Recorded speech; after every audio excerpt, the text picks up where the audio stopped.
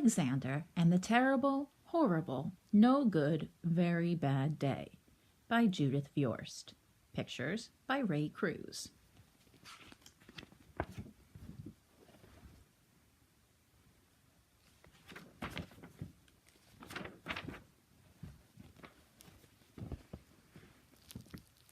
I went to sleep with gum in my mouth, and now there's gum in my hair. And when I got out of bed this morning, I tripped on the skateboard, and by mistake I dropped my sweater in the sink while the water was running, and I could tell it was going to be a terrible, horrible, no good, very bad day.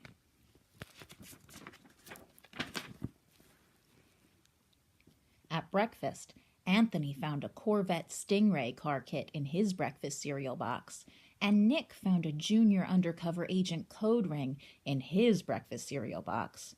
But in my breakfast cereal box, all I found was breakfast cereal. I think I'll move to Australia.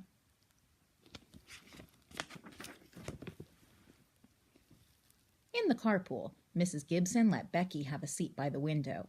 Audrey and Elliot got seats by the window, too. I said I was being scrunched. I said I was being smushed. I said, if I don't get a seat by the window, I am going to be car sick. No one even answered. I could tell it was going to be a terrible, horrible, no good, very bad day.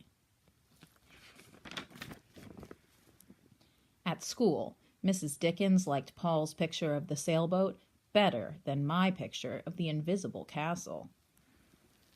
At singing time, she said I sang too loud. At counting time, she said I left out 16. Who needs 16? I could tell it was going to be a terrible, horrible, no good, very bad day. I could tell because Paul said I wasn't his best friend anymore. He said that Philip Parker was his best friend and that Albert Moyo was his next best friend and that I was only his third best friend. I hope you sit on a tack, I said to Paul. I hope the next time you get a double-decker strawberry ice cream cone, the ice cream part falls off the cone part and lands in Australia.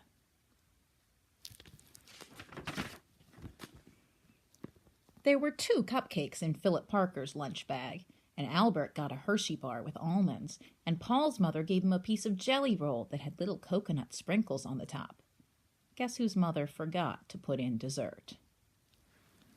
It was a terrible, horrible, no good, very bad day.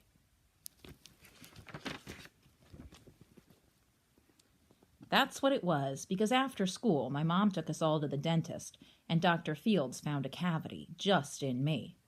Come back next week and I'll fix it, said Dr. Fields. Next week, I said. I'm going to Australia.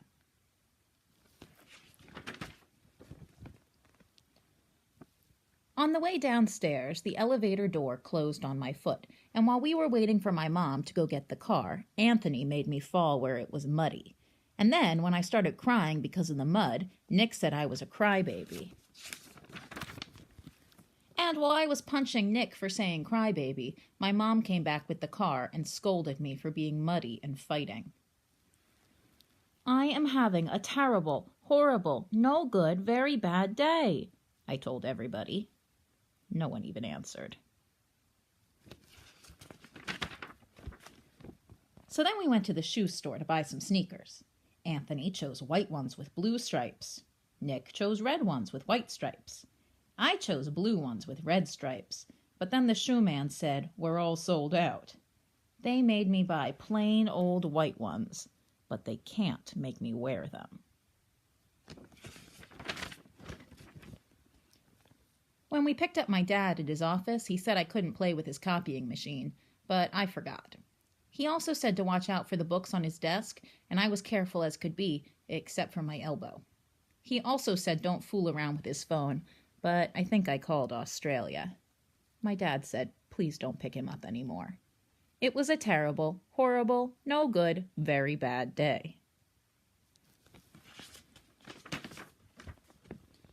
There were lima beans for dinner, and I hate limas. There was kissing on TV, and I hate kissing. My bath was too hot, I got soap in my eyes, my marble went down the drain, and I had to wear my railroad train pajamas. I hate my railroad train pajamas. When I went to bed, Nick took back the pillow he said I could keep, and the Mickey Mouse nightlight burned out, and I bit my tongue. The cat wants to sleep with Anthony, not with me. It has been a terrible, horrible, no good, very bad day. My mom says some days are like that. Even in Australia. The end.